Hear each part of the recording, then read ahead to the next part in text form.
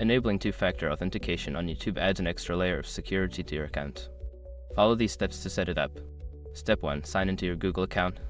Go to the Google account sign-in page and enter your credentials to access your account. This is necessary as YouTube uses your Google account for authentication. Step 2. Navigate to Security Settings. Once signed in, click on the Security tab located in the left-hand menu. This section contains all the security settings for your Google account. Step 3. Find two-step verification. Scroll down to the Signing into Google section and look for two-step verification. Click on it to begin the setup process. Step 4. Start the setup process. Click on the Get Started button. You may need to enter your password again for security purposes. Follow the prompts to set up your preferred method of verification, such as a text message or an authentication app.